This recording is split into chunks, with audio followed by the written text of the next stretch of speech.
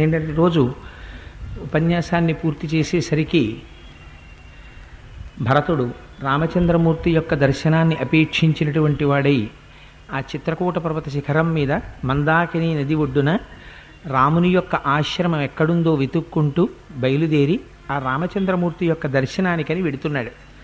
అదే సమయంలో అక్కడ ఉండేటటువంటి ఏనుగుల యొక్క, గుర్రముల యొక్క, ఆ ఒంటెల యొక్క, పదాతిదళముల యొక్క, పదఘట్టనల యొక్క శబ్దాన్ని విన్నటువంటి వాడై రామచంద్రమూర్తి ఇంతకు ముందెన్నడూ లేదు, ఇక్కడంతా చాలా సంక్షుభితంగా వాతావరణం కనపడుతోంది, ఎక్కడ చూసినా ఈ జంతువులన్నీ పరుగులు తీస్తున్నాయి, లేళ్ళు, జింకలు మొదలైనటువంటివన్నీ కూడా ఏదో భయాన్ని పొందినటువంటివై తలకొక దిక్కుకి పరుగు తీస్తున్నాయి.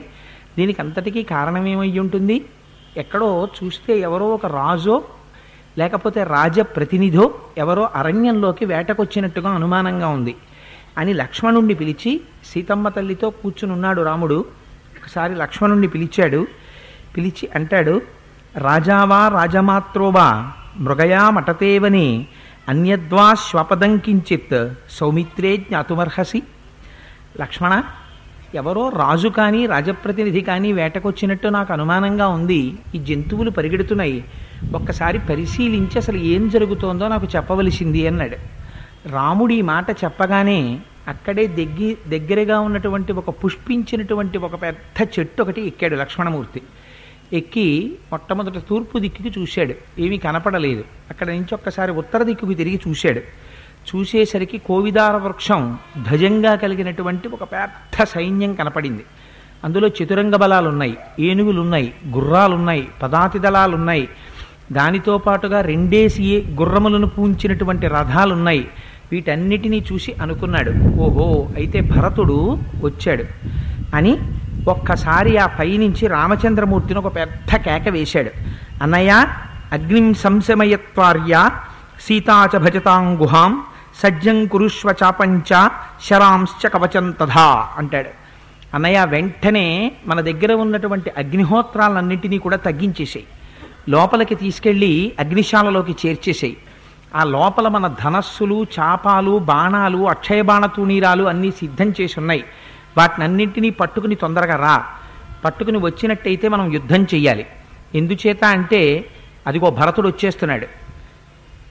తన తల్లి చేత సత్యపాశములతో మన తండ్రిని బంధించి నీకు దక్కవలసినటువంటి రాజ్యాన్ని తాను పొందడమే కాకుండా నిన్ను దండకారణ్యానికి 14 సంవత్సరములు అరణ్యవాసానికి పంపినదే కాకుండా మళ్ళీ నిన్ను శత్రుకంటకం లేకుండా చేసుకోవడం కోసమని నిన్ను సంహరించడానికి అరణ్యానికి వచ్చాడు. ఇంతకన్నా మంచి అదును దొరకదు. ఇంతకాలం ఏ కోపాన్ని లోపల తొక్కిపెట్టి దాచానో అటువంటి కోపం ఇవాళ పైకి పెట్టి డొంకల్లో అగ్నిహోత్రాన్ని వదిలిపెట్టినట్టుగా వదలడానికి నాకు అవకాశం కలిగింది. అన్నయ్య, నాకున్నటువంటి ఆ ధనస్సు, బాణాలు ఇలా పట్రా, ఇప్పుడు నేను నిష్కంటకం చేస్తాను శత్రువుల్ని. ఉత్తర క్షణంలో భరతుని యొక్క మెడ కత్తిరిస్తాను. ఏ భరతుడికి రాజ్యం అడిగిందో ఆ కైకమ్మని కూడా సంహరిస్తాను. ఇంత సైన్యాన్ని తీసుకుని నిన్ను తుదముట్టించడానికి వచ్చినందుకు ఈ సైన్యాన్నంతటినీ నిహతుల్ని చేస్తాను.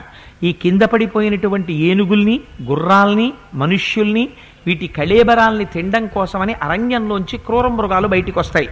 వచ్చి ఆ క్రూర మృగాలన్నీ వీటిని తింటుండగా నేను పరమ సంతోషాన్ని పొందుతాను. అన్నయ్య, అందుకని అటువంటి అవకాశం నాకు దొరికింది. ఈ అవకాశాన్ని నేను విడిచిపెట్టదలుచుకోలేదు.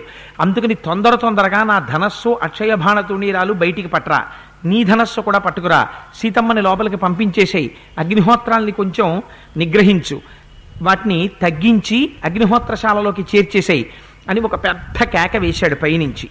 ఈ మాటలు విన్నట్ట రాముడు విని ఆయన అంటాడు, అసలు కూర్చున్నవాడు కనీసం కదలను కూడా కదలలేదు, లేవను కూడా లేవలేదు, ఏమిటి లక్ష్మణ అంతంత కేకలేస్తున్నావు?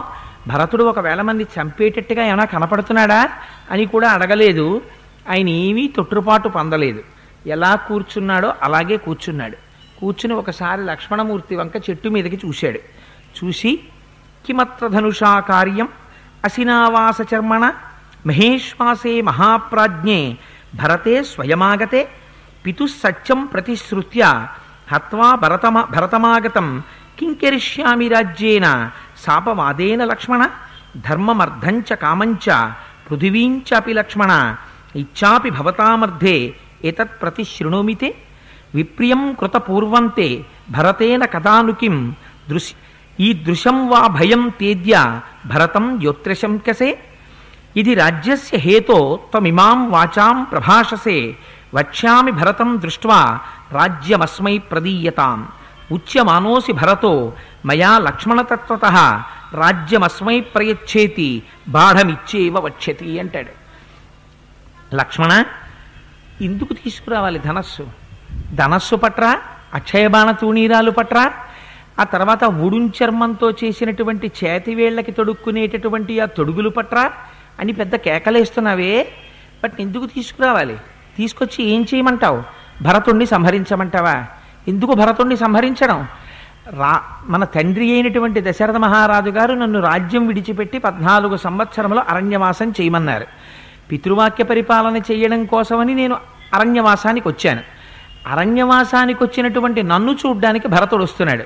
భరతుడు వస్తుంటే నేను ధనస్సు పట్టుకుని బాణప్రయోగం చేసి భరతుడిని సంహరించి రాజ్యం తీసేసుకుని పట్టాభిషేకం చేసుకోనా? ఇందుక నేను అరణ్యవాసానికి వచ్చింది? నువ్వు చెప్పిన దాంట్లో ఏమైనా అర్థం ఉందా లక్ష్మణాసలు? ఎందుకంత ఆవేశపడిపోతున్నావు? ధర్మమర్థంచ కామంచ పృథివీంచాపి లక్ష్మణ ఇచ్చాపి భవతామర్థే ఏతత్ ప్రతి శృణోమితే. లక్ష్మణ, నీకొక్క మాట చెప్తున్నాను.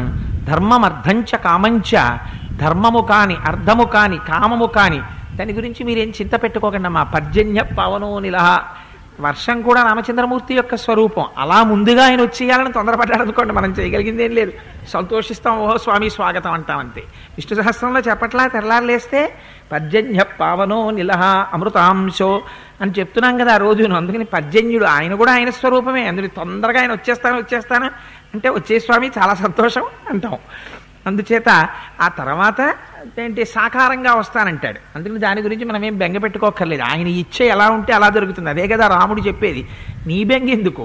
దైవం ఎలా చేయాలనుకుంటున్నాడో అలా జరుగుతుంది. నువ్వు హాయిగా ఏ బెంగ లేకుండా నీ రామాయణం నువ్వు చెప్పుకో. మనకి స్వామివారు ఇక్కడ ఒక కుహరాన్ని ఏర్పాటు చేస్తున్నారు. అంతగా ఏమైనా వస్తే అందులో దూరిపోతాం. మనకే ఉంది, మనకేం బెంగ లేదు. రాముడికి గుహ ఎలా ఉందో మనకు అలా ఆవాసం ఉంది, అందులోకి చేరిపోతాం ఒక్క 5 నిమిషాల్లో. సరే, అందుచేత ఆయన అంటాడు ధర్మమర్థంచ కామంచ పృథివీంచాపి లక్ష్మణ ఇచ్చాపి భవతామర్థే ఏతత్ ప్రతి శృణోమితే. రామలక్ష్మణ భరత శత్రుఘ్నుల్లో భరతుడు ఎలా మాట్లాడతాడో మళ్ళీ రాముడు ఎలా మాట్లాడతాడు. ఎంత అందమైన మాట అన్నాడో చూడండి. ధర్మమర్థంచ కామంచ, ధర్మము కాని అర్థము కాని కామము కాని ఈ మూడిటిలో నేను ఎప్పుడైనా ఏ ఒక్కదాన్ని అనుభవించవలసి వచ్చినా లక్ష్మణ జ్ఞాపకం పెట్టుకో, నా తోడ పుట్టినటువంటి మిగిలిన తమ్ముళ్ళు అనుభవించని దానిని నేను అనుభవించను. వాళ్ళు కూడా అనుభవించాలి, వాళ్ళు సుఖపడాలి, నేను సుఖపడతాను. వాళ్ళు ఆనందించాలి, నేను ఆనందిస్తాను. వాళ్ళు సుఖంగా ఉండాలి, నేను సుఖపడతాను. అంతేకాని తమ్ముళ్ళ కుత్తుకలు కోసేసి రాజ్యాలు తెచ్చుకోవడం ఇలాంటివి నాకు అక్కర్లేదయా. ఇవి కోరుకున్నవాడిని అనుకున్నావా? ఇవి కోరుకున్నవాడిని అయితే అరణ్యానికి ఎందుకు వస్తాను? అక్కడే యుద్ధం చేద్దును. నాకు కావలసింది అది కాదు. అయినా నాకు తెలియక అడుగుతున్నాను. విప్రియం కృతపూర్వం తే భరతేన కదానుకిం. అసలు ఎప్పుడైనా భరతుడు నీ పట్ల అపచారంతో నువ్వు బాధపడేటట్టు నువ్వు బెంగ పెట్టుకునేటట్టు ఎప్పుడైనా ప్రవర్తించాడా? నీకు ఎందుకు అసలు భరతుడి మీద అనుమానం? ధనస్సు పట్టుకొచ్చేస్తున్నాడు, సైన్యంతో వచ్చేస్తున్నాడు, గుర్రాలతో వచ్చేస్తున్నాడు, ఏనుగులతో వచ్చేస్తున్నాడు, ఒంటెలతో వచ్చేస్తున్నాడు, నిన్ను చంపేస్తాడు, నన్ను చంపేస్తాడు, సీతమ్మని ఎత్తుకుపోతాడు, రాజ్యం ఎత్తుకుపోతాడని ఇన్ని చదివేస్తున్నావే. భరతుడి జీవితంలో ఇన్నాళ్ళు మనం కలిసి బ్రతికాం. మనని చంపేటట్టుగా కానీ మన పట్ల అమర్యాదతో ప్రవర్తించేవాడిగా కానీ భరతుడు నీకు ఎప్పుడైనా కనపడ్డా? శంకించడానికి ఈషన్ మాత్రం అవకాశం ఉందా? భరతుణ్ణి శంకించనటువంటి ఏకైక వ్యక్తి రామచంద్రమూర్తి. మిగిలిన వాళ్ళందరూ శంకించారు, ఆయన ఒక్కడే. అంత సైన్యంతో వస్తున్నా అందరూ రాముడి మీద కెడుతున్నారని భయపడితే ఆ రాముడు ఆ చెట్టు కింద కూర్చుని ఆ భరతుడు ఒక్కనాటికి నా మీద ప్రతీకార చర్యకి పూనడు. ఎందుచేత అంటే భరతుడికి ప్రేమించడం తెలుసు, భరతుడు ఒక్కనాటికి నా మీద యుద్ధానికి రాడంటాడు అని. లక్ష్మణ అన్నా కూడా ఇంకా ఆయన బుసలు కొడుతున్నాడు లక్ష్మణమూర్తి పైనుంచి. బుసలు కొడుతుంటే రామచంద్రమూర్తి అన్నారు, నీకు రాజ్యం కావాలనుందేమో, ఒకవేళ నీకు రాజ్యం చెయ్యాలనుందేమో భరతుడి దగ్గరికి రాని, నీకు ఒక ఆశ్చర్యకరమైన విషయం చూపిస్తాను.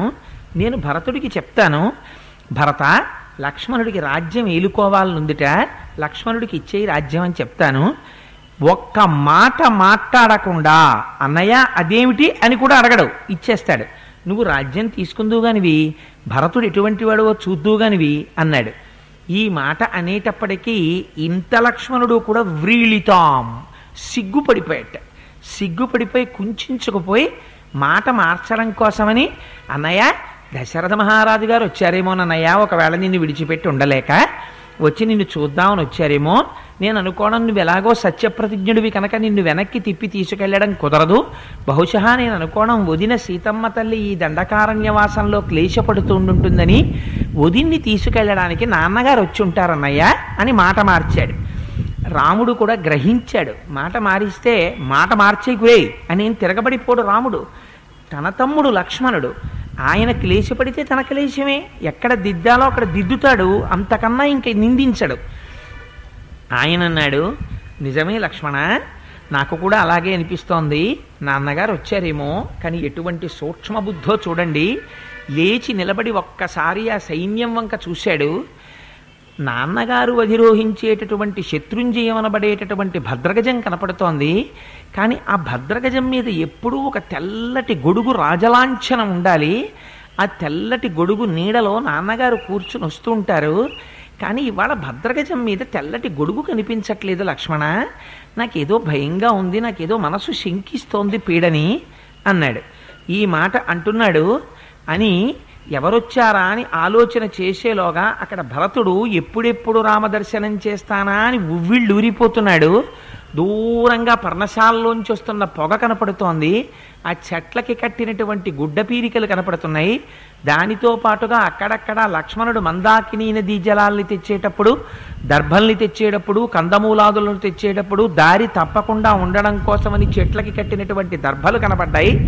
వాటిని చూశాడు. చూసి అయ్యయ్యో, ఇదే బహుశః రామచంద్రమూర్తి ఉన్నటువంటి పర్ణశాలకు వెళ్ళేటటువంటి మార్గం అని పరమ సంతోషంతో గట్టిగా అరుస్తాడు. యావన్న రామం ద్రక్ష్యామి లక్ష్మణం వా మహాబలం వైదేహీం వా మహాభాగాం నమే శాంతిర్భవిష్యతి. యావన్న చరణోభ్రాతు పార్థివవ్యం జనాన్వితౌ శిరసాధరయిష్యామి నమే శాంతిర్భవిష్యతి. యావన్న చంద్రసంకాశం ద్రక్ష్యామి శుభమాననం భ్రాతు పద్మపలాసాక్షం నమే శాంతిర్భవిష్యతి. యావన్న రాజ్యే రాజ్యార్హ పితృపైతామహే స్థితః అభిషేక జలక్లిన్నో నమే శాంతిర్భవిష్యతి. నా మనస్సుకి శాంతి లేదు. ఎప్పుడు నాకు శాంతి? యావన్న రామం ద్రక్ష్యామి లక్ష్మణం వా మహాబలం వైదేహీం వా మహాభాగాం నమే శాంతిర్భవిష్యతి. ఏనాడు లక్ష్మణునితో కూడినటువంటి రాముణ్ణి సీతమ్మ పక్కన కూర్చుని ఉండగా సంతోషంగా ఉన్నటువంటి రాముణ్ణి చూస్తానో ఆనాటి వరకు నా మనస్సుకి శాంతి లేదు. ఇది భరతుడి యొక్క శీలం. నిజంగా మహానుభావుడు కోరుకున్నది ఏదీ లేదు. రామ దర్శనం చేత తాను పునీతుణ్ణైపోవాలని వస్తున్నవాడు. యావన్న చరణోభ్రాతు పార్థివవ్యం జనాన్వితౌ శిరసాధరయిష్యామి నమే శాంతిర్భవిష్యతి అంటాడు. చూడ్డం కాదు, ఆ సీతారాముల యొక్క పాదములను నా తల మీద పెట్టుకోవాలి. పెట్టుకున్నప్పుడు వాళ్ళ పాదములకు ఉండేటటువంటి పద రజస్సు నా తల మీద పడాలి. పడినప్పుడు నా మనస్సుకి శాంతి కలుగుతుంది. యావన్న రాజ్యే రాజ్యార్హ పితృపైతామహే స్థితః అభిషేక జలక్లిన్నో నమే శాంతిర్భవిష్యతి. ఏనాడు బంగారు ఆసనం మీద సీతారాములు కూర్చునుండగా రామచంద్రమూర్తికి అభిషేకం జరిగి యావత్ సామ్రాజ్యమునకు పట్టాభిషిక్తుడవుతాడో ఆనాడు తప్ప నా మనస్సుకి శాంతి ఉండదు. ఈ మాటలో భరతుడు మనకు ఒక గొప్ప జీవిత సత్యాన్ని నేర్పుతున్నాడు. మనం కూడా ప్రతిరోజు పూజ చేస్తాం, కానీ పూజ చేసేటప్పుడు యథార్థమునకు పూజలో ఉండవలసినటువంటి భావన ఇది. మనం నిద్రపోయినంతసేపు ప్రశాంతంగా ఉంటాం. ఎందుకు ప్రశాంతంగా ఉంటాం? అబ్బాయి ఎంత హాయిగా ఉందోనండి, నిద్ర పట్టేసింది అంటాం. నిద్ర పట్టేస్తే హాయిగా ఎందుకుంటుంది? నిద్ర పెట్టేస్తే హాయిగా లేదండి, నిద్రలో సుఖం లేదండి అన్నవాడు మీకు ప్రపంచంలో కనపడడం. నిద్రపోతే సుఖంగా ఉంటుంది. ఎందుకుంటుంది? నిద్రలో మనకి శత్రువులైనటువంటి ఉండవు. ఏమిటా శత్రువులు? ఇంద్రియాలు ఉండవు, మనస్సు ఉండదు. ఈ ఇంద్రియాలు పైకొచ్చాయా? కన్ను, ముక్కు, చెవు, నాలుక, స్పర్శేంద్రియం, మనస్సు. ఈ 6 కానీ పైకి లేచాయో ఇక తిప్పడం మొదలు పెడతాయి. ఒకే రథాన్ని 5 గుర్రాలు తలోవేపుకి లాగితే ఆ రథం ఎలా అటు ఇటు కదులుతుందో అలా లాగేస్తూ ఉంటాయి ఇంద్రియాలు. లాగి లాగి లాగి లాగి బడలిపోతాయి. అలిసిపోయినటువంటి ఇంద్రియముల లోపల ఉండేటటువంటి శక్తి వెనక్కి వెళ్ళిపోతుంది. కన్ను ఉంటుంది, చూడదు. చూడగలిగిన శక్తి వెనక్కి వెళ్ళి మనస్సులోకి వెళ్ళిపోతుంది. చెవు ఉంటుంది, వినదు. వినగలిగినటువంటి శక్తి వెనక్కి వెళ్ళి మనస్సులోకి వెళ్ళిపోతుంది. ఆ మనస్సు కూడా ఎంతసేపు నిద్రలేచి ఉంటుందో అంతసేపు స్వప్నావస్థని పొందుతాం. ఆ స్వప్నావస్థని పొందుతూ ఉన్నంతసేపు కూడా ఇంకా కొంచెం కదులుతూ ఉంటుంది మనస్సు. ఎందుకని? ఒకనాడు స్వప్నంలో చెట్టు కట్టి కొట్టేస్తున్నట్టు కల రావచ్చు, ఒకనాడు కాశీ వెళ్ళి విశ్వేశ్వరుడికి అభిషేకం చేస్తున్నట్టు కల రావచ్చు. రెండో కల వస్తే సంతోషం, మొదటి కల వస్తే బాధ. అందుకని అప్పుడు కూడా సుఖ దుఃఖాలు ఉంటాయి. కానీ సుషుప్తిలోకి వెళ్ళిపోయామనుకోండి, ఆ మనస్సు కూడా ఆత్మలోకి వెళ్ళిపోతుంది. వెళ్ళిపోయిందనుకోండి, ఇంద్రియాలు లేవు, మనస్సు లేవు, ప్రశాంతమైన స్థితిని అనుభవిస్తాం. కానీ యథార్థమునకు జాగృతిలో కూడా ప్రశాంతతను అనుభవించవచ్చు. ఎప్పుడు? అందుకే మహాజ్ఞానుల్ని పసిపిల్లలతో పోలుస్తారు. మీరు పసిపిల్లల్ని చూడండి, వాడికి ఏమీ బాధ ఉండదు. తండ్రిని పట్టుకు తినేయడం ఒక్కటే వాడి బాధ. వాడు ఒరే రేపు తిరుపతి వెళ్ళాలరా అని మీరు అన్నారనుకోండి, నాన్నగారండి నా ఈ ప్యాంటు పెట్టండి, నాన్నగారండి ఈ చొక్కా పెట్టండి అని ఇంత మూట అక్కడ ఎడతాడు. ఎందుకురా ఇవన్నీ, తిరుపతి ఇవన్నీ పట్టుకెళ్ళర్రా, 4 జతలు తాళరా అంటే వాడు ఏడుస్తాడు. అమ్మ చూడరా 4 చీరలు ఎట్టుకుంది, నేను 4 పంచెలు ఎట్టుకున్నాను రా అని మీరు వాడిని ఇంత కన్విన్స్ చేసి ఏవో 4 ప్యాంట్లు అందులో పెడతారు. వాడికి ఏం బాధ్యత? వాడికి ఏం టికెట్ కొనుక్కోవాలా, లేకపోతే డబ్బులు దాచుకోవాలా, లేకపోతే జాగ్రత్తగా తెచ్చుకున్న ఆర్జితం టికెట్లు దాచుకోవాలా? ఏం దాచుకోవాలి? ఎంత హడావిడో. ఆ రైలు ఎక్కేస్తాడు, ఎక్కి ఇలా కూర్చున్న దగ్గర నుంచి అప్పర్ బెర్త్ ఎక్కుతానంటాడు. ఆ పాపం ఎవరు ఎక్కిస్తారు? మళ్ళీ తండ్రి గారు లేచి అప్పర్ బెర్త్ ఎక్కిస్తాడు. ఎక్కినవాడు అటు కూర్చోబెడితే ఉండడు, ఇటువైపుకి దూకుతానంటాడు. పోన్లేరా అలా దూకరా పడిపోతావని చెప్పి తండ్రి మళ్ళీ ఇటు మారుస్తాడు. ఉంటాడా? ఉండడు, దిగిపోతానంటాడు. మళ్ళీ దింపేస్తాడు. ఇన్ని చేస్తున్నా వాడికి ఒక్కటే లోపల ధైర్యం. ఏమిటి? మా నాన్నగారు ఉన్నారు. నాన్నగారు రాజమండ్రి రైల్వే స్టేషన్లో అరటిపళ్ళు కొనడానికి కిందకి దిగారనుకోండి, వాడు ఏం చేస్తాడు? రైలుకో సిగ్నల్ ఉంటుంది, అది ఇచ్చే లోపల నాన్నగారికి రైలు ఎక్కేయడం తెలుసని వాడికి తెలియదు. నాన్నగారండి రైలు ఎక్కేయండి, నాన్నగారండి రైలు ఎక్కేయండి అని ఏడుస్తుంటాడు. ఈ అదును చూసి నాన్నగారికి ఇదే ఇప్పుడు నేను కక్ష తెచ్చుకునే సమయం అని ఒళ్ళు మండి, ఒరే నువ్వు విసిగించేస్తున్నావు, నువ్వు వెళ్ళిపో, నేను ఉండిపోతాను ఇక్కడ అంటాడు. ఇంకా వాడు ఆ కిటికీలోంచి చేతులు బయటెట్టి, ఎందుకు లోపల అమ్ముంది, బయట నాన్న ఉన్నారు, ఏ ఒక్కరిని వదలలేడు. అది నీ కిటికీలోంచి చేతులు బయటెట్టి ఏడుపు మొదలెడతారు. నాన్నగారండి వచ్చేయండి, నాన్నగారండి వచ్చేయండి, నాన్నగారండి అని. అలా మనం కూడా జీవితంలో నా వెనక పరమేశ్వరుడు ఉన్నాడు. ఏది జరిగినా ఈశ్వరుడి సంకల్పం. మనం చెయ్యగలిగింది ఏమిటి? మనం ప్లాన్ చేస్తాం అంతే. ఎలా జరిపించుకోవాలనుకుంటున్నాడో, ఎలా చేసుకోవాలనుకుంటున్నాడో ఆయన ఇష్టం. దాన్ని మీరేం నిరోధించలేరు, దాన్ని మీరేం ఆపలేరు. ఎందుకు ఇంకా బెంగపెట్టుకోవడం అని ఆయనే సార్వభౌముడు అని అంగీకరించి మీ శిరస్సు తీసుకెళ్ళి ఆయన పాదములకు తాటించి ఆయన పదరజస్సు తల మీద పడిందనుకోండి, వాడికి ఉన్నంత శాంతి ఎవ్వడికి ఉండదు. వాడు ప్రశాంతంగా ఉంటాడు. వాడికి ఎప్పుడు భగవద్ దర్శనంలో తప్ప వేరొక విషయంలో ఏ విధమైనటువంటి కంగారు లేదనుకోండి, వాడు ప్రశాంతంగా ఉంటాడు. అందుకని ఎప్పుడు శాంతి.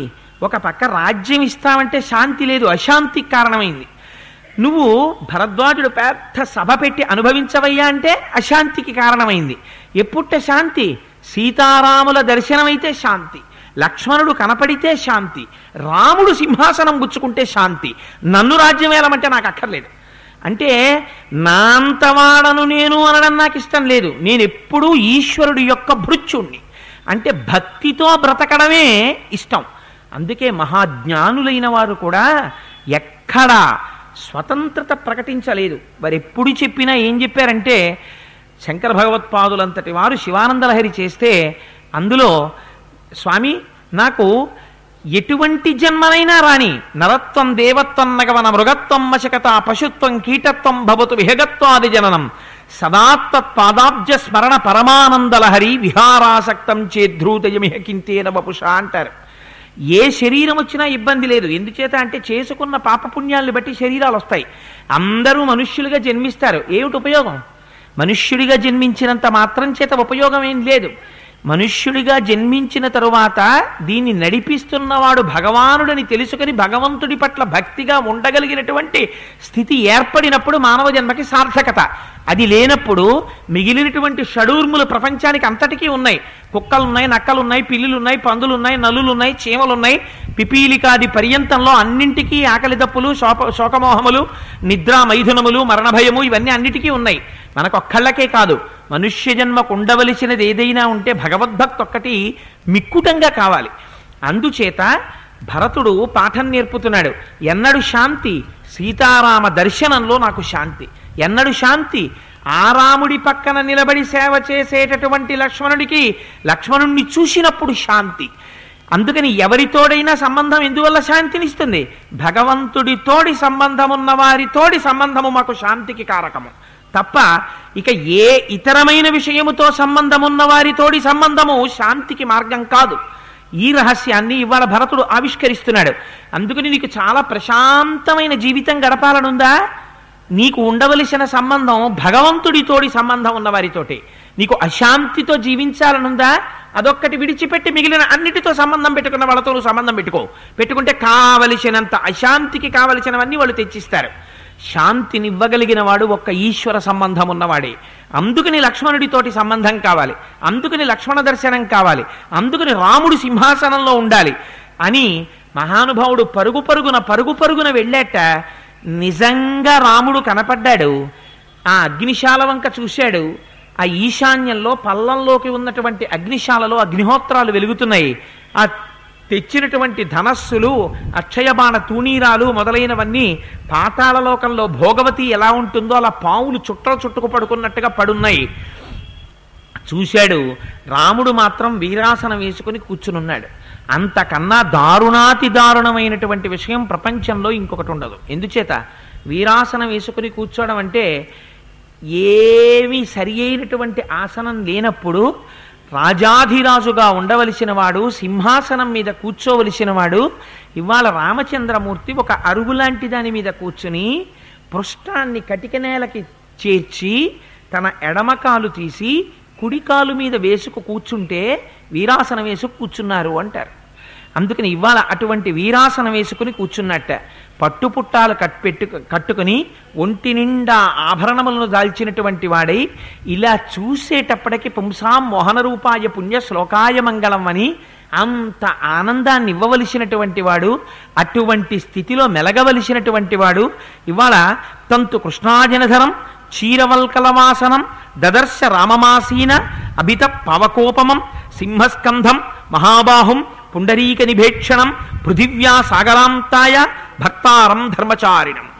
మహానుభావుడు గొప్ప ధర్మం తెలుసున్నవాడు, ధర్మాన్ని ఆచరించేటటువంటి వాడు, సింహం లాంటి మూపురములు కలిగినటువంటి వాడు, సింహంలా నడగగలిగినటువంటి వాడు, గొప్ప బాహువులున్నటువంటి వాడు, పద్మముల వంటి కన్నులున్నటువంటి వాడు, ఈ సాగరము చేత పరివేష్టింపబడినటువంటి సమస్త భూమండలమును పరిపాలించగలిగినటువంటి సమర్థత కలిగినటువంటి వాడు.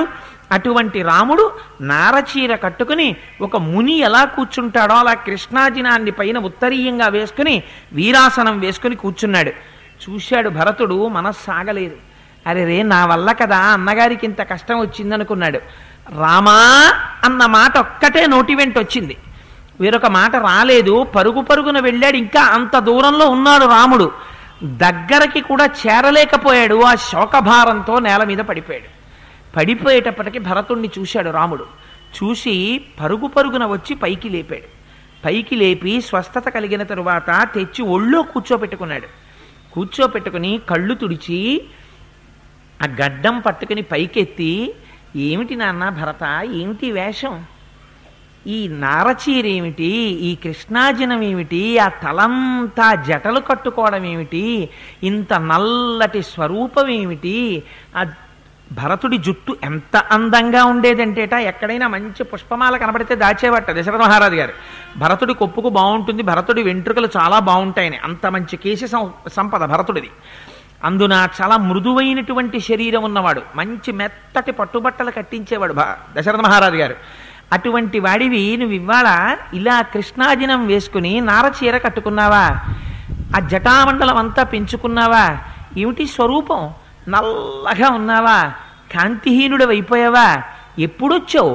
మీ మేనమామ గారి యొక్క యుధాజిత్తు గారి కేకయ దేశం చాలా దూరం, అక్కడి నుంచి ఎప్పుడు ప్రయాణం చేసి వచ్చావు? ఈ స్వరూపం ఏమిటి? ఈ కాంతిహీనుడవై ఉండడం ఏమిటి? ఈ నీరసం ఏమిటి? ఆ కంఠం ఏమిటంత బొంగురుపోయి? అసలు ఏమైంది? దశరథ మహారాజు గారు నిన్ను అరణ్యానికి పంపకూడదే? రాజు నిన్ను విడిచిపెట్టి ఉండలేడే? నేను లక్ష్మణుడు వచ్చిన తరువాత అటువంటి నువ్వు రాజ్యం విడిచిపెట్టి అడవికి ఇలా వస్తుంటే దశరథుడు ఎలా వదిలిపెట్టగలిగాడు? నాకు భయంగా ఉంది. తండ్రి గారైనటువంటి దశరథ మహారాజు గారు పరలోకగతుడు కాలేదు కదా, అందువల్ల నువ్వు కానీ రాలేదు కదా, చిన్నవాణ్ణి చేసి రాజ్యం ఎవరూ తస్కరించలేదు కదా, భరత నీకేం ఆపద రాలేదు కదా, నిన్ను చూస్తే బెంగగా ఉంది, ఎందుకు ఇలా వచ్చావు అని అడిగి ఒక చిత్రమైన మాట చెప్తాడు. అక్కడ పరిపాలనా విధానాన్నంతటినీ విశేషంగా వర్ణన చేస్తాడు. అంటే భరతుడు చూశాట, కన్నుల నీళ్లు పెట్టుకుని చూస్తే రామచంద్రమూర్తి ఒంటి నిండా మట్టి పట్టుంటుంది, ఉందిటే, వీపు నిండా మట్టిట. ఎక్కడ తిరుగుతున్నాడు మహానుభావుడు? అరణ్యంలో పర్ణశాలలో కూర్చున్నాడు. అక్కడే పులులు పరిగెడుతుంటాయి, ఏనుగులు పరిగెడుతుంటాయి, గుర్రాలు పరిగెడుతుంటాయి, రకరకాల జంతువులు పరిగెడుతుంటాయి. వాటి కాలి నుంచి ఆ గాలికి రేగినటువంటి ధూళంతా వచ్చి ఒంటి నిండా పట్టుంది. అన్నయ్య, ఒకనాడు పట్టుపుట్టాలు కట్టుకుని చీనాంబరములు ధరించి అంగరాగములు రాసుకుని తిరిగేవాడివి. అటువంటి వాడివి ఏమిటన్నయ్యా నీ ఒంటి నిండా ఈ మట్టి అని ఆ మట్టిని చూసి భరతుడు కన్నుల నీరు పెట్టుకున్నట్ట. నీరు పెట్టుకుంటే అక్కడ ఉన్న గిరిజనులందరూ గబగబా వచ్చి చూసి, ఈ మధ్య పర్ణశాల కట్టుకుని ఇక్కడ ఉంటున్నాడు కదా, ఆయన తమ్ముట్ట, ఆయన రాజుట, తండ్రి వాక్యం కోసం అరణ్యానికి వచ్చాట, ఏమీ తెలియని వాళ్ళ ఎలా ఉన్నాడో చూడండి మహానుభావుడు. ఆ అన్నయ్యని తీసుకెళ్ళడానికి తమ్ముడు వచ్చాట రాజ్యం వద్దని. ఎక్కడైనా విన్నావా ఈ విడ్డూరం? తమ్ముడికి మన అన్నయ్య వచ్చేసాట, అన్నయ్యే రావాలని తమ్ముడు వచ్చేసాట. రాజ్యం నాకొద్దంటే నాకొద్దని అన్నదమ్ములు దెబ్బలాడుకుంటున్నారు. లోకంలో ఎక్కడైనా నాకు కావాలంటే నాకు కావాలని దెబ్బలాడుకుంటారు. ఏమి విడ్డూరం అని గిరిజనులు వచ్చి బొగ్గలు నొక్కుంటున్నారట. అందరూ చుట్టూ చేరారు. నాయన, పురోహితుల్ని సరైన వాళ్ళని దగ్గర పెట్టుకున్నావా? యజ్ఞయాగాది క్రతువులు చేయడం చేత మాత్రమే ఈశ్వరుని యొక్క కృప లభించి వేళకి పడవలసినటువంటి వర్షములు పడతాయి. ఒక యాగాన్ని, యాగంలో ఉన్న సంభారాల్ని ఇంకొక రకమైన యాగంతో అనుసంధానం చేసుకుని ఒకే ఏకకాలమునందు ఆ యాగములను నిర్వర్తించగలిగినటువంటి సమర్థులైన పురోహితులు, బ్రాహ్మణులు, గురువులు, ఋషులు నీకు ఉన్నారా? సరి అయినటువంటి ధనుర్వేదంలో నీకు ఆ అస్త్రాల్ని విడిచిపెట్టడం, అస్త్రాల్ని ఉపసంహారం, మంత్రములను నేర్పగలిగినటువంటి పురోహితుణ్ణి ఏర్పాటు చేసుకున్నావా? అన్నిటినీ మించి మంత్రులు చాలా ముఖ్యం. ఒక్కడివి నిర్ణయం తీసుకోకూడదు. చాలామంది మంత్రులతో మాట్లాడి నిర్ణయం తీసుకోకూడదు. ఎక్కువ మంది మంత్రులతో మాట్లాడితే అనైక్యత వస్తుంది, ఒక్క మాట మీద నిలబడరు. తక్కువ మంది మంత్రులతో మాట్లాడితే సరి అయినటువంటి అభిప్రాయం బయటికి రాకపోవచ్చు. అలాగని నువ్వు గద్దించి చేర్చుకోవలసిన వారిని చేర్చుకోకపోతే వారికి నీ పట్ల భయం పెరగచ్చు. అలాగని నువ్వు అందరినీ దగ్గర చేర్చుకుంటే వారికి నీ యందు భయం లేకపోవచ్చు. అందుకని ఎప్పుడు నీ దగ్గరికి చేర్చుకోవాలో, ఎప్పుడు దూరం పెట్టాలో, ఈ రెండిటిలో సమతౌల్యాన్ని పాటిస్తున్నావా? జాగ్రత్తగా నడుపుతున్నావా?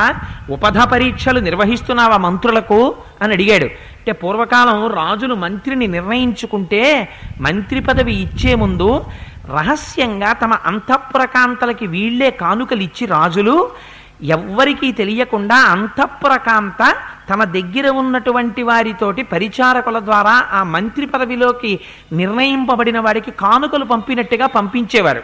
పంపిస్తే అంతఃపురకాంతలు నాకు కానుకలు పంపించారని వాళ్ళని చూడ్డానికి వచ్చి వాళ్ళతో మాట్లాడి చనువు పెంచుకొని ఇక ఆఫీస్కి రావడం మానేసి అక్కడ తిరగడం మొదలెడతాడేమో అని పరీక్ష పెట్టేవారు. అలాగే విదేశాలకి సంబంధించినటువంటి రాజుల యొక్క గూఢచారులుగా వచ్చినట్టుగా ఈ రాజ్యపు రాజే కొంతమందిని పంపి నువ్వు ఈ రాజ్యానికి సంబంధించిన రహస్యాలు చెప్తే నీకింత ధనం ఇస్తామని చెప్పి లంచం తీసుకొచ్చి ఇచ్చేవారు. లొంగుతాడేమో పరీక్ష చేసేవారు. అలాగే ఈ దేశంలో రాజుకు తెలుసున్న రహస్యాల్ని బయట పెడతాడేమోనని అటువంటి రహస్యాలు బయట పెడితే సొమ్మిస్తామని తెచ్చి ఇచ్చి పరీక్ష పెట్టేవారు. ఇన్ని పరీక్షలలో నెగ్గితే అప్పుడు మాత్రమే ఆయనకి మంత్రి పదవిని ఇచ్చేవారు. అందుకని అలా ఉపధ పరీక్షలు నిర్వహిస్తున్నావా?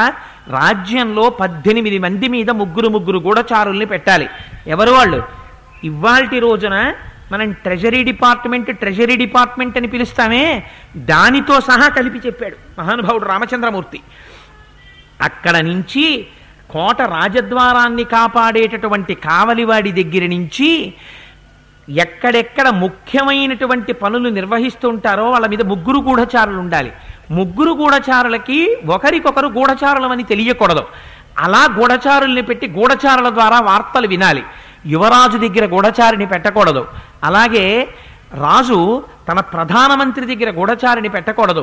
సైన్యాధిపతి సర్వకాలములయందు తన యొక్క శ్రేయస్సును కోరుకునేవాడికి మాత్రమే సైన్యాధికారి పదవినివ్వాలి. అలాగే విదేశాలలో ఉండేటటువంటి ఇతర రాజ్యాల్లో ఉండే ముఖ్యమైనటువంటి హోదాలలో ఉన్న వాళ్ళ దగ్గర ఈ రాజ్యపు గూఢచారుల్ని పెట్టాలి. ఎప్పటికప్పుడు శత్రురాజుల యొక్క కదలికల్ని తెలుసుకోవాలి. ఇవన్నీ నాయనా జాగ్రత్తగా చేస్తున్నావా భరత అని అడిగాడు. అడిగితే ఇవన్నీ విన్నాడు భరతుడు. విని ఒక్కసారి రాముడు వంక చూసి కళ్ళు తుడుచుకొని అన్నాడు, అన్నయ్య నువ్వు నాకు ఇవన్నీ చెప్పావు, చాలా అందంగా ఉంది, కానీ నేను ఒక్క మాట చెప్తాను విను. రామస్య వచనం శ్రుత్వా భరత ప్రత్యువాచ కిమ్మే ధర్మద్విహీనస్య రజధర్మ కరిష్యతి. నాకెందుకన్నయ్య ఈ ధర్మాలన్నీ? ఈ ధర్మాలు ఎవరికి కావాలి? రాజుకు కావాలి. నేను ఆ రాజుని? నేను రాజుని కాను, ఎప్పటికీ రాజు అవను, నాకు అక్కర్లేదు. రాజుని కానివాడికి రాజధర్మాలన్నీ ఎందుకు? నాకు అక్కర్లేదు. నీకొక ధర్మం తెలియాలన్నయ్యా. ఏమిటో తెలుసా ధర్మం? శాశ్వతోయం సదా ధర్మ స్థితో శ్వాసు నరర్షభ జ్యేష్ఠపుత్రే స్థితే రాజన్ నక నీయాన్ నృపో భవేత్. మన వంశంలో ఒక సంప్రదాయం ఉంది. ఎవరు జ్యేష్ఠుడిగా జన్మిస్తాడో వాడు మాత్రమే పట్టాభిషేకం చేసుకోవాలి. నాకు అదొక్కటే తెలుసా ధర్మం. అందుకని నాకన్నా పెద్దవాడివి నువ్వున్నావు, నీకు తెలియాలి రాజధర్మాలు, నాకెందుకు? అందుకు నేను ఎప్పుడు తెలుసుకోలేదు. అంటే ఎన్నడూ నేను రాజ్యమును అపేక్షించిన వాడను కాను, నువ్వు రాజ్యం తీసుకో. ఇదిగో నీ దగ్గరికి వచ్చి ఒక్కళ్ళు ఇలా నిలబడితేనే వాళ్ళ కోర్కెలు తీర్చకుండా ఉండలేవు నువ్వు. అలాంటిది ఇవాళ సామ్రాజ్యంలో ఉన్న ఇంతమంది బయలుదేరి వచ్చారు, వాళ్ళ కోర్కె నువ్వు ఎలా తీర్చకుండా ఉండగలవు? అందుకని అన్నయ్య తిరిగొచ్చి పట్టాభిషేకం చేసుకో అంటూ, అన్నయ్య నేను లేనప్పుడు మా అమ్మ 2 కోర్కెలు కోరింది. సత్యబద్ధుడై దశరథ మహారాజు గారు ఆ కోర్కెలు రెండిటినీ కైకకి తీరుస్తానన్నారు.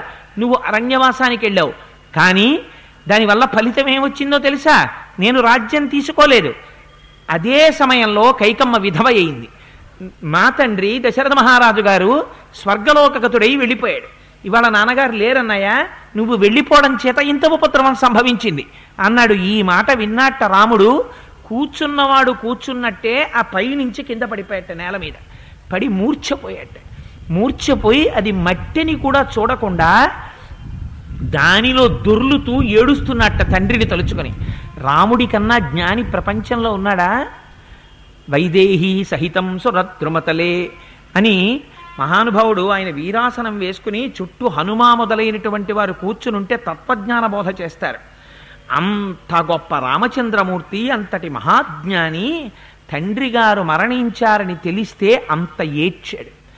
ఎంత జ్ఞానం ఉండనివ్వండి, ఎంత గొప్పవాడు కానివ్వండి, తన తండ్రి వెళ్ళిపోయాడంటే, తన తల్లి వెళ్ళిపోయింది అంటే కన్నుల వెంట నీరు రాలేదన్న వాణ్ణి ఎన్నడూ నమ్మకూడదు. ఎందుచేత అంటే తల్లిని తండ్రిని మించినటువంటి వస్తువులు ఈ ప్రపంచంలో ఇంకొకటి లేవు, వాటికవే సాటి. అటువంటి తల్లి కానీ తండ్రి కానీ శరీరం విడిచిపెట్టి వెళ్ళిపోయిన తర్వాత ఏడ్పు రాలేదు అంటే వాడు ప్రాథమికంగా అసలు మనిషిగా ఉండడానికి వాడిలో ఏదో తేడా ఉన్నట్టు. అలా ఉండడానికి వీల్లేదు. అంతటి మహాజ్ఞాని శంకర భగవత్పాదులంతటి వారు తల్లిగారు శరీరం విడిచిపెడితే, అమ్మా నువ్వు విడిచిపెట్టే ముందు తలుచుకుంటే నేను వస్తానమ్మా అన్నారు. అందుచేత అమ్మే, నాన్నగారు నాన్నగారే ప్రపంచంలో. అందుకని అంత ఏడ్చాట. ఏమిటి ఇంత ఏడుస్తున్నాడు రాముడు? ఎన్నడూ లేంది రాజ్యం పోతే ఏడవలేదు, ఆఖరికి దండకారణ్యవాసం చెయ్యవలసి వస్తే ఏడవలేదు. అటువంటి రాముడేమిటి నేల మీద పడి వెక్కి వెక్కి ఏడ్వడం ఏమిటని సీతా లక్ష్మణుడు గబగబా పరిగెత్తుకొచ్చారట. వాళ్ళని చూసి రాముడు అంటాడు, సీతా మృతస్తే శ్వశుర పితాహీనోసి లక్ష్మణ భరతో దుఃఖమాచస్తే స్వర్గతం పృథివీపతిం. భరతుడు ఇప్పుడే వచ్చి మనకు ఒక మాట చెప్పాడు, సీతా మృతస్తే శ్వశుర, సీత మీ మామగారు మరణించారు. పితాహీనోసి లక్ష్మణ, లక్ష్మణ నీకు తండ్రి గారు మరణించారన్నాడు. అదేమిటి, తనకి తండ్రి గారు చచ్చిపోతే సీతమ్మకి మామగారు, లక్ష్మణుడికి తండ్రి గారు చనిపోయినట్టు కాదా? సీతా మా నాన్నగారు పోయారట అంటే సరిపోదా? సీతా మృతస్తే శ్వశుర పితాహీనోసి లక్ష్మణ అంటాడు. అంటే అటువంటి సమయంలో మాట్లాడడంలో కూడా ఎంత అందంగా ఎంత గొప్పగా మాట్లాడతాడో చూడండి. ఇవి రెండు వస్తువులు ఉంటాయి. ఈ రెండు వస్తువులు ఎన్నడూ మనం జ్ఞాపకం పెట్టుకోవలసింది. భర్త రక్షకుడే, కానీ భర్త భార్య నుంచి అసలు అభిన్నుడు. రెండవ వాడిగా చెప్పడానికి వీల్లేదు. భార్యాభర్తలంటే ఒకటే. అందుకే మన సంప్రదాయంలో అసలు భార్యకి భర్తకి మధ్యలోంచి నడవరు కూడా. అంత గొప్పగా చూస్తారు భార్యాభర్తలంటే. కానీ స్త్రీ జీవితంలో చాలా గొప్ప రక్షకుడెవరు అంటే మామగారు. ఎందుచేత అంటే మామగారికి కోడలంటే ఉంటుందిట ప్రీతి. ఎంత ప్రీతో చెప్పలేనట, అంత గొప్పగా సంతోషిస్తాట మామగారు. అందుకే మామగారు వెళ్ళిపోతే స్త్రీ సర్వకాలములయందు తన అభ్యున్నతిని కోరుకునేటటువంటి మామగారు వెళ్ళిపోవడం స్త్రీకి గొప్ప రక్షణ వెళ్ళిపోయినట్టు. ఇంకా మామగారు వెళ్ళిపోతే ఆ స్థానం మాత్రం ఇక భర్తీ అవ్వదు. ఆ స్థానం అంతే. ఇంకా అది మామగారి స్థానం మామగారే. పినమామగారులు ఉండనివ్వండి, పెదమామగారులు ఉండనివ్వండి, మామగారి సాటి రారు. అందుచేతనే సీతా మృతస్తే శ్వశురః. అంత కైకమ్మని ఏ విషయంలోనూ ఎదిరించని వాడు కైకా నోర్మొయ్. నా కోడలు అరణ్యంలో నారచీర కట్టడమా? అమ్మా నువ్వు కట్టుకోవద్దు. నువ్వు 14 సంవత్సరములు కట్టిన పట్టుపుట్టం కట్టుకోకుండా కట్టుకుంటే ఎన్ని పట్టుపుట్టములు కావాలో అన్ని పట్టుపుట్టములు మూటలు కట్టి పంపిస్తానని పంపించినటువంటి వాడు దశరథుడు. నగలిచ్చి పంపించినవాడు. కోడలి యొక్క అభ్యున్నతిని కోరుకుని మురిసిపోతాట మామగారు. అటువంటి వాడు దశరథుడంటే. కైక వరాలు అడగగానే ముందు జ్ఞాపకం వచ్చింది సీతమ్మ. నేను రాముణ్ణి అరణ్యవాసానికి పంపించేశాక సీతమ్మ వచ్చి నా పాదాల దగ్గర కూర్చుని, మామగారు ఎందుకు పంపించేశారండి మా వారిని దండకారణ్యానికి అని ఏడుస్తూ ఒక కిన్నెరిలా నా కాళ్ళ దగ్గర ఏడిస్తే నేను అటువంటి మైథిలి యొక్క ముఖాన్ని ఎలా చూడనని ఏడ్చాడు దశరథ మహారాజు గారు ఆ రోజున. అందుకని కోడలికి బాధ వస్తోందంటే, కోడలికి ఇంత బాధ వస్తే మామగారు దాన్ని ఇంత బాధగా బెంగబెట్టుకుంటాడు. అందుకని మామగారి లాంటి స్థానం ఇహ రాదు. అందుకని సీతా మృతస్తే శ్వశురః. సీతా నీకు మామగారు లేరు. పితాహీనోసి లక్ష్మణ నీకు తండ్రి లేడు, నాకు తండ్రి లేడు అనడు. తండ్రి ఎంత వయస్సు రానివ్వండి, తండ్రికి ఒక లక్షణం ఉంటుంది. తండ్రి దగ్గరికి ఒక్కనాడు కొడుకు రాడు. తండ్రి గారు వృద్ధుడైపోతాడు, ఎక్కడో ఉంటాడు. నాన్న నేను రాలేనురా, ఒక్కసారి రారా, నిన్ను చూడాలనుందిరా అని ఉత్తరాల మీద ఉత్తరాలు రాస్తాడు. నాన్నగారండి నాకు రావడానికి కుదరదండి, ఇప్పుడే ప్రమోషన్ లిస్టులో ఉన్నాను, అందుకని చెప్పి ఒక 6 నెలలు ఎక్కడికి వెళ్లకుండా ఉంటే నాకు ప్రమోషన్ వస్తుంది, నేను రాలేనండి అంటాడు. తండ్రి మనసు సరిపెట్టుకుంటాడు. అదే కొడుక్కి రాత్రి పగలు పని చేయడం వల్ల వేడి చేసి కామెర్ల వ్యాధి వచ్చి ఆసుపత్రిలో జాయిన్ అయ్యాడు. పర్వాలేదు తగ్గిపోతుందట మామయ్య గారు, కానీ డాక్టర్లు అలా చెప్పారండి అని మామగారికి ఫోన్ చేసింది అనుకోండి కోడలు. తన దగ్గరికి ఇన్నాళ్ళ నుంచి కొడుకు రాలేదని అక్కసు పెట్టుకోడు. వెంటనే కళ్ళొత్తుకుని రోహిణీ కార్తిలో ఏటీఎం కార్డు అట్టుకుని డబ్బులు డ్రా చేసి తెచ్చుకుని, రిజర్వేషన్ లేకపోతే జనరల్ కంపార్ట్మెంట్లో డోర్ దగ్గర నిలబడి గట్టిగా 1 గంట నిలబడలేనివాడు డోర్ దగ్గర నిలబడి ప్రయాణం చేసి ఆ కొడుకు కోసమని చెప్పి వెళ్ళి ఆ కొడుకుని చూసి డాక్టర్లతో మాట్లాడి వాడికి తగ్గుతుందన్నా కూడా అన్నం సహించక తనకేమీ తోచకపోయినా ఆ కొడుకుకి స్వస్థత కలిగే వరకు కాలు కాలిన పిల్లిలా ఆ ఇంట్లోనే ఉండి తిరిగి కొడుక్కి స్వస్థత చేకూరిన తర్వాత ఈలోగా తన ఆరోగ్యం బాగా పాడైపోతున్నా కొడుకు ఆరోగ్యం దెబ్బతింటిందేమో అని పైకి చెప్పకుండా దాచుకుంటాడు. తన యొక్క క్షీణతని కూడా వ్యక్తం చెయ్యడు కొడుకు యొక్క వృద్ధి కోసం. అటువంటి రక్షకత్వం సహజంగా తండ్రిలో ఉంటుంది. అటువంటి తండ్రి శరీరం పడిపోతే తద్దినం పెట్టనివాడు, తండ్రి శరీరం పడిపోయినటువంటి తిథిని గుర్తు పెట్టుకోనివాడు ఎంత కృతజ్ఞుడో మీరు చూడండి. అందుకే శాస్త్రం ఒక్కటే చెప్పింది, ఎవరిని పడితే వారిని పుత్రుడని పిలవకు. పుత్రుడని పిలవాలంటే 2 లక్షణాలు ఉండాలి. తండ్రి ఏదైనా పొరపాటు చేసి ఉంటే ఆ పొరపాటుని దిద్ది కీర్తి తేగలిగిన వాడై ఉండాలి. 2, తండ్రి పున్నామ నరకంలో పుత్తనే నరకంలో పడిపోకుండా గయకి వెళ్ళి పితృపిండం పెట్టగలిగిన వాడై ఉండాలి. అందుకే ఎందుకైనా మంచిదిరా ఒకడికన్నా ఎక్కువ కొడుకుల్ని కనమంది శాస్త్రం. ఏమో పెద్దవాడు దౌర్భాగ్యుడైతే మిగిలిన వాళ్ళైనా పెడతారు. అందుకే తద్దినం పెడితే పెద్ద కొడుకుకి సహజంగా అధికారం ఉన్నా కింద చెయ్యి పెద్దవాడిది తద్దినంలో, పై చెయ్యి చిన్నవాళ్ళది. పైన ఆఖరి వాడి చెయ్యి పెట్టించి పైనుంచి అక్షతలతో నీళ్లు పోయిస్తారు. అన్ని చేతులకి తగిలి కింద పడుతుంది. పెద్దవాడైనంత మాత్రం చేత ఆ చేతిలోంచి పడితే తప్ప వాళ్ళు పుచ్చుకోవడానికి వీల్లేదు పాపం ఆ నీళ్ళని. ఎంత దాహంతో ఉండనివ్వండి, ఆ కొడుకు చేతిలోంచి పడితేనే, లేకపోతే నాలుక పిడచ కట్టి తిరుగుతారు వాళ్ళు. అందుకని పైన చిన్నవాళ్ళ చేతులు పెట్టి నీళ్లు పోస్తారు. ఆ ఏ చెయ్యి అంటే వాళ్ళకి ఇష్టమో ఆ చేత్తో ఏడాదికి ఒక్కసారి నీళ్లు పోస్తాడేమో అని చూస్తారు. కడుపున పుట్టి అన్నగారు తద్దినం పెడుతుంటే పైన చెయ్యి పెట్టడానికి తమ్ముడు రాకపోతే వాడు ద్రోహి, వాడిని నమ్మకూడదు ప్రపంచంలో, వచ్చి తీరవలసిందే, బ్రతికున్నన్నాళ్ళు పితృకార్యం చెయ్యవలసిందే. జీవితం అంటే ఎలా ఉంటుందో, కొడుకంటే ఎలా ప్రవర్తించాలో చూపిస్తాడు రాముడు. అందుకని పితాహీనోసి లక్ష్మణ, తండ్రి అంటే అలా రక్షించేవాడు. సర్వకాలముల యందు కనురెప్పల్లో పెట్టుకుని కాపాడుకుంటాడు తండ్రి. అటువంటి తండ్రి నాకు లేడని నేను అనను. ఎందుకని? తనకి అవసరం లేకపోయినా నన్ను రక్షించుకోవడానికి లక్ష్మణుడు అరణ్యవాసానికి వచ్చాడు. అందుకని నాకు తండ్రి ఉన్నట్టే. ఎవరికి లేడు? తండ్రి గారు పోతే అన్నగారు రక్షించాలి, పెద్ద కుమారుడు తండ్రిగా నిలబడాలి మిగిలిన తమ్ముళ్ళకి. కానీ నేను లక్ష్మణుడిని అలా రక్షించలేదు. నేను ఇక్కడ కూర్చుంటే లక్ష్మణుడు వెళ్ళి నాకు నీళ్లు తెస్తున్నాడు, నా పాదాలు కడుగుతున్నాడు, నాకు తేనె తెస్తున్నాడు, నాకు దుంపలు తెస్తున్నాడు, కావిళ్ళు మోశాడు. కానీ మహానుభావుడికి ఒక అన్నగారిగా నేను లక్ష్మణుడికి చేసింది లేదు. అందుకని తండ్రి పోయి ఉంటే లక్ష్మణుడికి పోయాడు, నాకు తండ్రి పోలేదు. లక్ష్మణుడి రూపంలో నాకు తండ్రి ఉన్నాడు. ఏమి ఔదార్యమో చూడండి, ఏమి మాటలో చూడండి. పొరపాటు జరిగితే నిగ్రహించాడు తమ్ముణ్ణి. ఆ తమ్ముడి వైభవం ఏమిటో తెలుసుకుని మాట్లాడతాడు తండ్రి గారి పోతే. ఇది రాముడంటే. అందుకే రాముడి పాదాలు పట్టుకుంటే బతకడం ఎలాగో వస్తుంది, పుట్టినందుకు జీవితానికి సార్థకత ఏమిటో అలవాటు పడుతుంది. ఈ మాటలు విన్నట్ట సీతా పురస్తాద్వ్రజతు తమేనమభితో వ్రజ అహం పశ్చాద్గమిష్యామి గతిర్హేషాసు దారుణ అన్నాడు. జీవితంలో ఎన్నడూ నడవకూడనటువంటి నడక నడుద్దాం, సీత బయలుదేరన్నాడు. కోడలు ఇంటికి వచ్చిన తరువాత ఒక విషయం జ్ఞాపకం పెట్టుకోవాలి. ఎప్పుడైనా తాను బయటికి వెడితే మొట్టమొదట తన భర్త నడవాలి. భర్త కన్నా మామగారు ఉంటే మామగారు ముందు నడవాలి, మామగారి వెనక భర్త నడవాలి. చిట్ట చివర మాత్రమే స్త్రీ వెళ్ళాలి.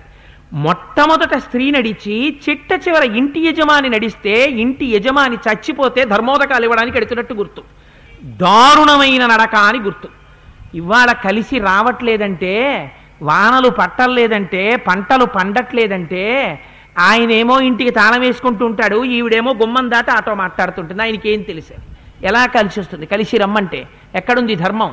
రాముడు అంత బాధలో కూడా ఎవరు ముందు నడవాలో ఎవరు వెనక నడవాలో చెప్తాడు. ఇవాళ మనం సీతా పురస్తాద్వ్రజతు తమేన భవితో వ్రజ అహం పశ్చాద్గమిష్యామి గతిర్హేషాసు దారుణ అన్నాడు. ఇవాళ దారుణమైన నడక నడవాలి మనం. ఎందుకని? జన్మనిచ్చినటువంటి తండ్రి గారు ఏనాడు శరీరం విడిచిపెట్టారో ఆనాడు మామగారి శరీరం పడిపోయిన రోజున కోడలు ముందు నడవాలి, కొడుకు వెనక నడవాలి. అందుకని ఇవాళ దారుణమైన నడక నడుద్దాం సీత, అందుకని నువ్వు ముందు నడు, నేను వెనక నడుస్తానన్నాడు. అని బయలుదేరారు, వెళ్ళారు. వెళ్ళిన తర్వాత మహానుభావుడు ఆ మందాకిని నదిలో స్నానం చేశాడు. ఒక్కసారి దక్షిణ దిక్కుకి తిరిగి తండ్రి గారిని పిలిచాడు. నాన్నగారు, నేను మీకు అత్యంత ప్రియపుత్రుణ్ణి, ఇవాళ జలతర్పణాలు ఇస్తున్నాను, నాకు మీరు వెళ్ళిపోయిన సంగతే తెలియదు. కొడుకు పుట్టేది తండ్రికి అంచేష్టి సంస్కారం పెద్ద కొడుకు చేసి తీరాలి, కానీ నా దురదృష్టం నేను మీకు అంచేష్టి చెయ్యలేదు. జలతర్పణలు ఇస్తున్నాను నాన్నగారు, గ్రహించండి అని జలతర్పణలు ఇచ్చాడు.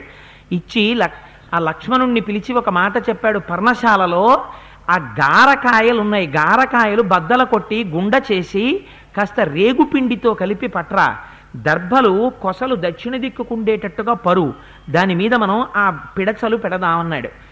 పిడచ ఎప్పుడు పడితే అప్పుడు పెట్టకూడదు. కొంతమందికి అలవాటు ఉంటుంది, ఇళ్లలో భోజనాలు చేసే ముందు ఒక అన్నం పిడచ కట్టి పక్కన పెడుతుంటారు.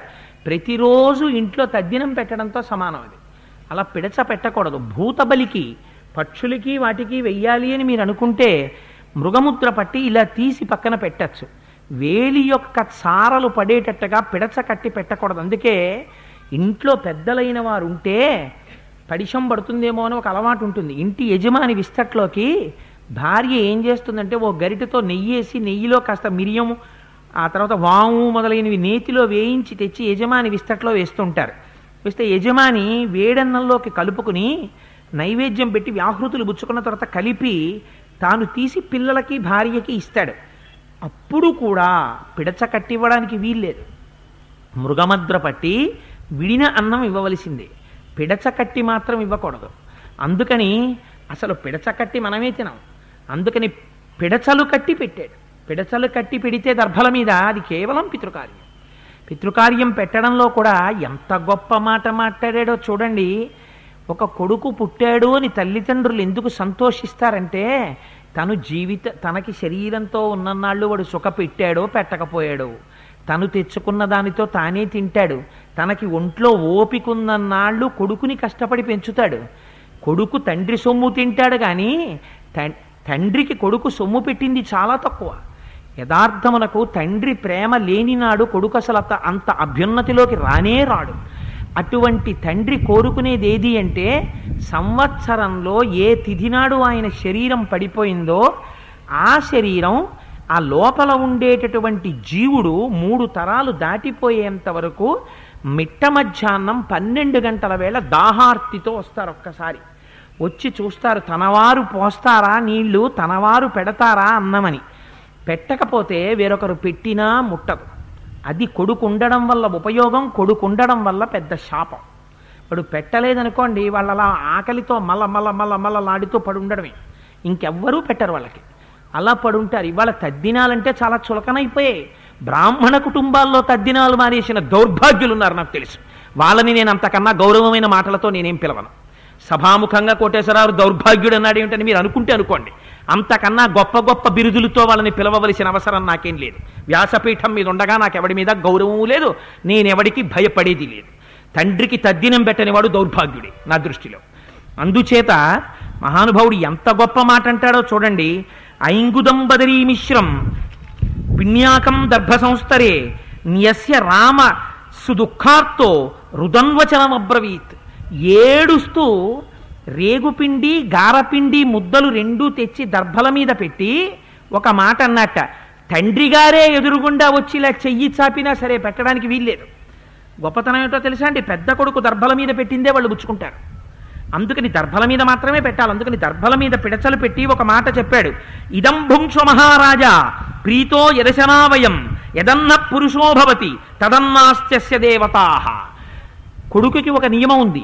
తండ్రి తద్దినం పెట్టమని అడిగేటప్పుడు తండ్రికి ఇష్టం, మా నాన్నగారికి సాంబార్ అంటే ఇష్టమండి, ములక్కాళ్ళు అంటే ఇష్టమండి, అలా పెట్టమని తద్దినం ఎవరు చెప్పలేదు ప్రపంచంలో. తద్దినానికి ఒక నియమం ఉంది, ఎలా ఉండాలో అలాగే ఉండాలి. అందుకని పురుషుడు తానేమి తింటాడో దాన్నే పితృదేవతలకి పెట్టాలి. మీకు రోజు చక్రకేళి అరటి పళ్ళు తినడమే అలవాటు ఉందనుకోండి, మీరు చక్రకేళి అరటి పండే పెట్టాలి పితృదేవతలకి. మీకు ప్రతిరోజు కూడా మంచి సన్నటి బియ్యంతో అన్నం వండుకు తినడం అలవాటు అనుకోండి, అటువంటి బియ్యంతోటే అన్నం వండి పెట్టాలి. మీరు ఎటువంటి పప్పు తింటారో అటువంటి పప్పుతోనే పెట్టాలి. మీ శక్తిని దాటకూడదు, మీ శక్తిని కిందకి దింపకూడదు. పితృదేవతలు ఆరగించేటప్పుడు తొందర పడకూడదు. మీరు చాలా విశ్రాంతిగా మెల్లగా పదార్థాన్ని తీసుకోండి అని చెప్పాలి. ఎందుకని నువ్వు పెట్టేది ఏడాదికి ఒక్కరోజు, వాళ్ళ ఒక్కరోజు తిని ఒక్కరోజు తాగుతారు కాలమానంలో.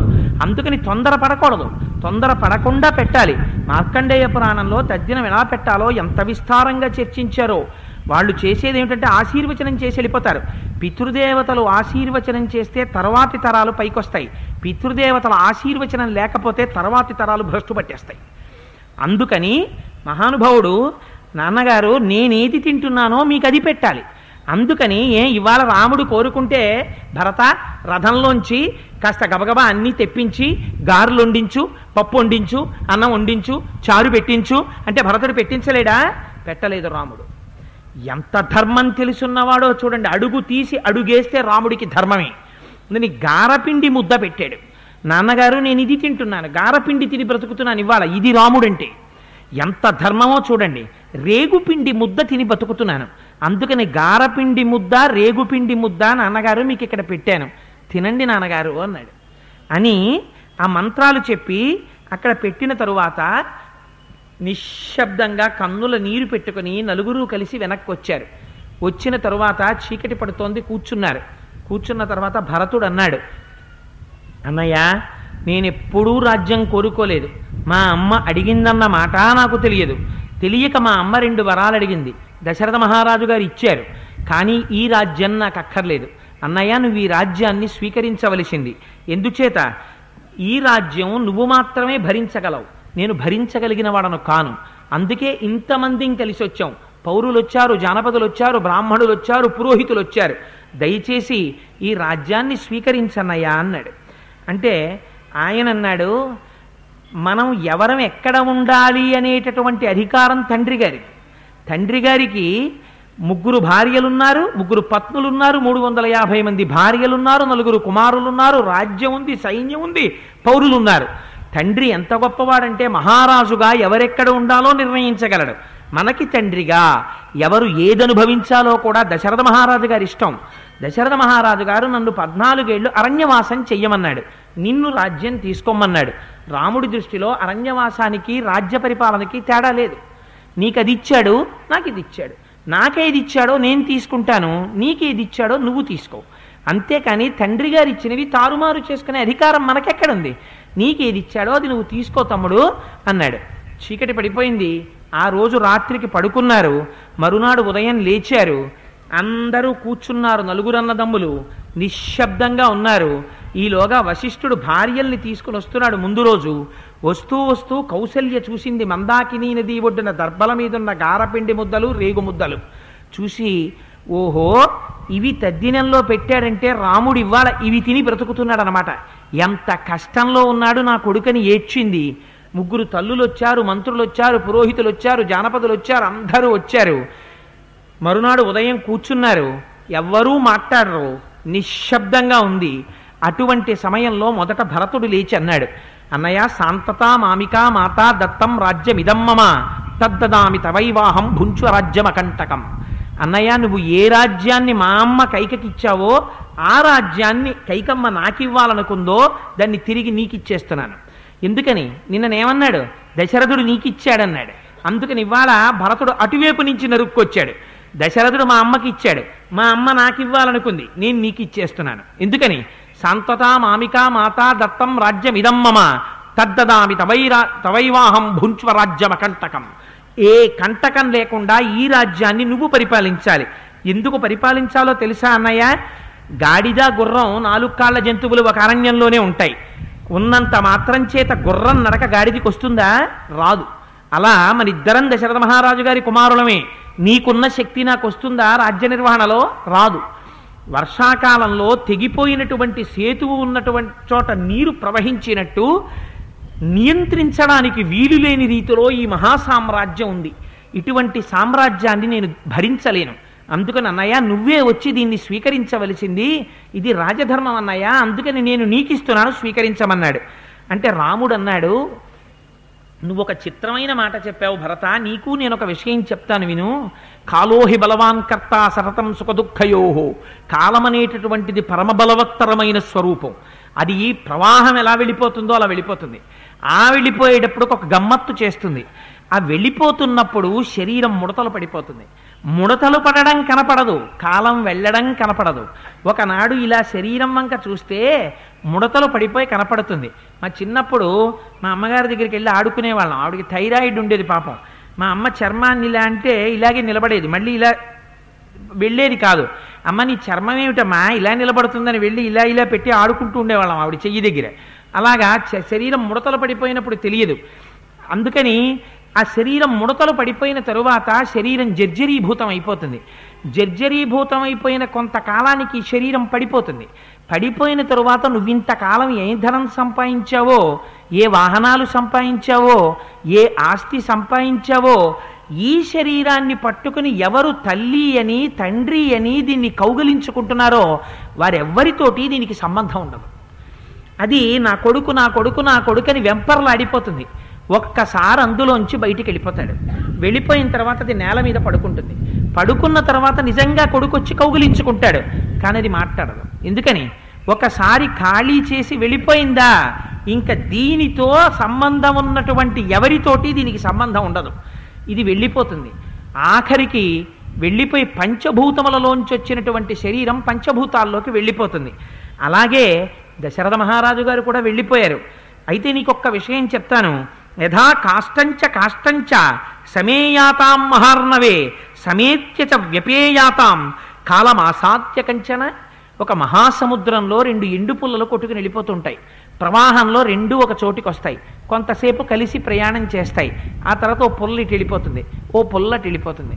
తనెవరో తెలియదు. ఒక తల్లిదండ్రుల కడుపున పుట్టాడు, పెద్దవాడయ్యాడు. పెద్దవాడై ఓ ఉద్యోగం వచ్చి తనకి స్థిరత్వం వచ్చే లోపల తండ్రి గారు వెళ్ళిపోయారు.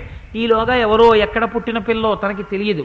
కానీ ఆ పిల్లని తన భార్య అన్నాడు, స్వీకరించాడు. వాళ్ళెక్కడి నుంచి వచ్చారో తెలియదు. ఓ కొడుకు పుట్టాడు, ఓ కూతురు పుట్టింది. ఆ కొడుకు కూతురు పుట్టిన తర్వాత జన్మనిచ్చిన తల్లిగారు వెళ్ళిపోయింది.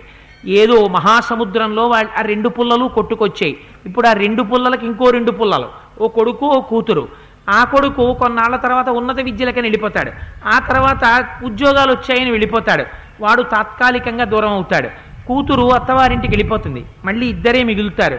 ఇలా ప్రయాణం చేస్తుండగా ఒకనాడు ఈ రెండు పుల్లల్లో ఆ పుల్ల విడిపోవచ్చు, ఈ పుల్ల విడిపోవచ్చు. ఏదో ఒక పుల్ల విడిపోతుంది. ఎలా పెరిగాడో అలా తరిగిపోతాడు.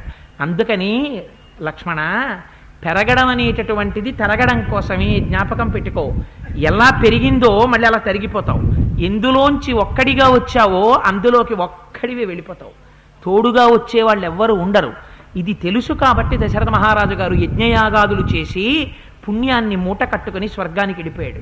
వెళ్ళిపోయే ముందు ధర్మం తెలుసున్నవాడు కనుక రాగద్వేషాలకు అతీతంగా సత్యమునకు కట్టుబడిన వాడై ఏ వరాలు ఇచ్చాడో ఆ వరాల ప్రకారం ఆ రాజ్యాన్ని నీకు ఇచ్చాడు. అందుకని నువ్వు ఆ రాజ్యం పుచ్చుకోవాలి. అంతేకాని దశరథ మహారాజు గారు వెళ్ళిపోయిన తరువాత కూడా మనం పెట్టుకున్నటువంటి ప్రేమల చేత ఆయన మాటల్ని మనం తిరస్కరించకూడదు. ఏవం భార్యాశ్చ పుత్రాశ్చ జ్ఞాతయశ్చ ధనాని చ సమేత్య వ్యవధావంతి ధ్రువోహేషాం వినాభవ. ఎన్ని సంపాదించినా అన్నీ ఆ శరీరంతో వెళ్ళిపోతాయి. దశరథుడు ఒక మాట పెట్టి వెళ్ళిపోయాడు. దాని ప్రకారం రాజ్యం నువ్వు తీసుకోవాలి. అందుకని ఇప్పుడు అది మార్చడం కుదరదు. నువ్వే రాజ్యం అనుభవించన్నాడు. ఇంత వచ్చిన వాళ్ళు కూడా బతిమాలదాం అనుకున్న వాళ్ళు రాముడు చెప్పిన ధర్మం విని నాలుకలు పిడచకట్టాయి. ఎలా మాట్లాడతాం ఈ రాముడితో, ఎలా ఒప్పిస్తాం అని. భరతుడు చాలా ధర్మం తెలుసున్నవాడు, మహానుభావుడు. హతతాయిగా మాట్లాడాడు, మాట్లాడడంలో ప్రాజ్ఞత చూపిస్తాడు. భరతుడు ఒక కొత్త కోణాన్ని ఆవిష్కరించాడు. అన్నయ్య, సభాముఖంగా నేను ఎప్పుడూ నాన్నగారిని నిందించాలన్నది నా ఉద్దేశ్యం కాదు. ఎందుకని చాలా భయం. తండ్రి గారిని వ్యతిరేకించి మాట్లాడితే రాముడు అంగీకరించాడు. అందుకని యథార్థమునకు నేను నా తల్లిని చంపాలనుకున్నాను రాజ్యం ఇచ్చినందుకు. అమ్మని చంపితే మాతృఘాతకుడని నువ్వు నాతో మాట్లాడమని నేను చంపడం మానేశాను. అలాగే నాకు తండ్రి యందు గౌరవం ఉంది. నేను తండ్రిని సభాముఖంగా నిందించేటంతటి దుర్మార్గుణ్ణి కాను. కానీ తండ్రి గారు అన్నయ్య ఒక పొరపాటు చేశారు. అంతకాలేహి భూతాని మహ్యంతీతి పురాశ్రుతి రాజ్ఞైవం కుర్వతా లోకే ప్రత్యక్షా సాశ్రుతి కృత. మరణకాలం దగ్గర పడిపోతుంటే బుద్ధి విపరీతత్వాన్ని పొందేస్తుంది. బహుశా దశరథ మహారాజు గారికి కూడా అలా విపరీత బుద్ధి పుట్టింది. అందుచేతే ఆయన ఒక పొరపాటు పనిచేశారు. ఇంకా కొద్ది రోజుల్లో వెళ్ళిపోతాననగా ఇంతకాలం జ్యేష్ఠుడు పరిపాలించేటటువంటి రాజ్యాన్ని ధర్మం తప్పి, ఇది నా అధికారం కాదు, నేనెవరిని రాజ్యం ఇవ్వడానికి, అలా నా చేతిలో ఉన్నది అడుగు నీకు ఇస్తాను, నా చేతిలో ఉన్నది కాదు. పెద్దవాడు రాజ్యం పొందడం అనేటటువంటిది ఇక్ష్వాకు వంశంలో వస్తున్న సంప్రదాయం. సంప్రదాయాన్ని మార్చేసే అధికారం నాకు లేదు అని చెప్పడం మాని, వినాశకాలం దగ్గరికి వచ్చేసింది కాబట్టి మరణకాలం విపరీత బుద్ధి పుట్టింది. పుట్టి ధర్మాన్ని మార్చాడు. మార్చి పెద్దవాడికి ఇవ్వవలసిన రాజ్యాన్ని చిన్నవాడికి ఇచ్చాడు. దానివల్ల మరణించాడు రామా రామా అంటూ.